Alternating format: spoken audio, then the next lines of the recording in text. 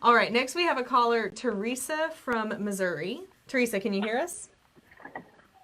Yes. Hi, Joe. Hi, Kimberly. Hi, how are you doing today?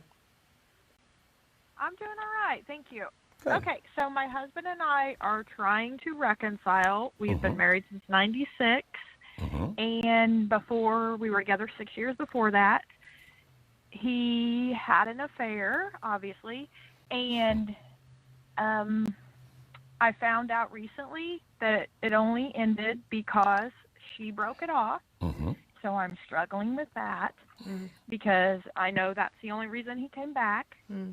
We are thinking about coming to the workshop. So is that a recommendation for couples in reconciliation? Absolutely. Or, okay. So how do I get those feelings out of my head that I know had she not broke it off? Well, okay. Let me help. Let me maybe wouldn't help be here you. trying with me. All right. Maybe I can help you frame that a little differently. Okay. Okay. If he was Okay. if he were in an emotional connection with her, the thing we call limerence, it was going to end somehow, some way. And typically, the person that goes into it the fastest is the one that comes out first. And so if your husband had gone in faster, he would have been the one to come out first. The fact that she came out first probably means that she went in faster. Now, understand that you're thinking, oh, wow, but I wish that he was the one that broke it off because that would make me feel better. I'm telling you, if things had just been a little different, he would have been the one to do that. The good news here is that it is broken off. Now, you must understand that most people coming out of a limerent relationship do not go back to their spouse. At least not initially, because the things they have to go through mentally to kind of justify that limerent relationship often has to do with the vilification of the spouse, thinking bad things about the spouse, saying bad things about the spouse. And so most of the time it takes a while before they ever come back to the spouse. The fact that he came back to you that quickly tells me that there's some still pretty strong stuff in there that's positive about you. Otherwise he would not have. He would have done something else. I'm telling you that from having worked with thousands and thousands of couples. And so the frame I'm trying to help you with this frame is that while I understand what you're feeling, from our perspective, we look at that and go, there's got to be some pretty powerful stuff going on here that he came back to you, unless you know of something that makes that incorrect. Well, I originally thought, and I was led to believe that because we had no intimacy, that he started talking online, which was all him. And then it led to an emotional connection, which led to physical. But what it was is he found someone online that he knew from previous, and immediately it was set up for sexual contact. It was not like emotional at first. It was just immediate sexual. And then while we were still in the relationship, and then he started vilifying, everything I did was wrong. It was emotional abuse towards me. So basically it started in September 2017, went immediately to sex in October of 2017, or contact, and then for sure in December, physical, more physical. And then I didn't know all this, and I was told wrong about the time frames and everything when I started working on reconciliation. I didn't know, and I don't know how to feel about it being just sex. And then he fell in love with her, and he wanted to keep it going, but she didn't. And she is in her fourth marriage, and all of this. And he knew this. He knew what kind of person he was getting into. I understand this with. I understand that you're very upset. I understand that you feel that you were rejected for somebody else. I mean, I understand all that. But here's the real question. Yes. Do you want to reconcile? I did, but since I found out all this other stuff, I'm not sure, because I guess I don't understand meeting somebody for sex. I don't get it.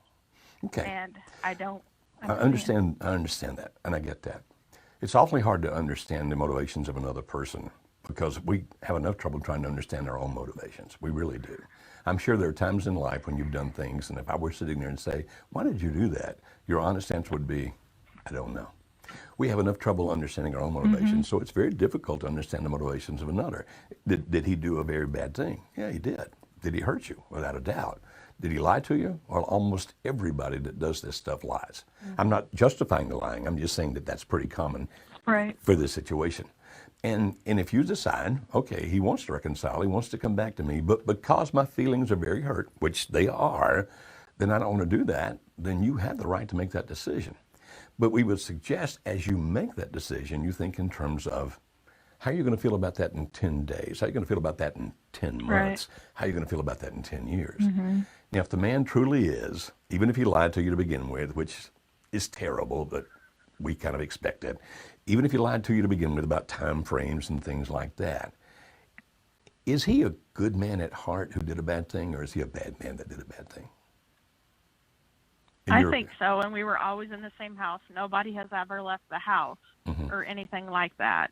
We've always been in the same house, the same bed. Okay, so you think he's a good man that did a bad through thing? all this. Is that what you're saying? He's a good man that did a bad thing? Or is he a bad man that did a bad thing? I think so, but the trust is just, I don't know. I understand about the trust. I'm asking, in your perception, is this man at heart, is he a good man? I believe so. Okay. Then you get to make the decision. You actually are the one that gets to make the decision. Okay, can we rescue this after all the crappy stuff he did and how much he hurt me? Because it's really your choice. You can say, nope, you hurt me, I don't want you. You can throw him out. But if he's a good man that did a bad thing, he may well be worth rescuing. Now, you're the one who makes that decision, not us. You mentioned potentially coming to the workshop. I would suggest that you do. We're actually thinking about January if we can get in. So. Yeah. Awesome. Because in that, first of all, he's going to get a lot more insight into himself if you come about why he did what he did. Right. But you're also going to get more insight. Now, the things we do online and et cetera, we can only go to a certain degree. Whereas when you've got people in a room for 3 days, you can get into the depth of things that we can't do here. And here's the least good it would do for you is at the end of the 3 days, you can go, I'm comfortable with my decision, whatever that decision is. The most good it can do for you is that all of a sudden he learns, you learn, you understand some things and you go, we can make a very different future. One that was much better even than what we had in the past. Not because of what happened, but because of what he learned about himself and I learned about myself and we learned about our relationship because of what happened. And so we have many, many people that do. There's actually, Petra, one of our coaches, is sitting here in the room with us. And I don't know if we have any videos from Petra online or not, but Petra's one of our coaches, and she had to make that very same decision at one point. And I'm not going to give you any more details than that. I won't mention her last name or her husband's last name. I know a little bit about that. Okay. And so... I followed her a little bit online. Oh, you followed Petra. Okay.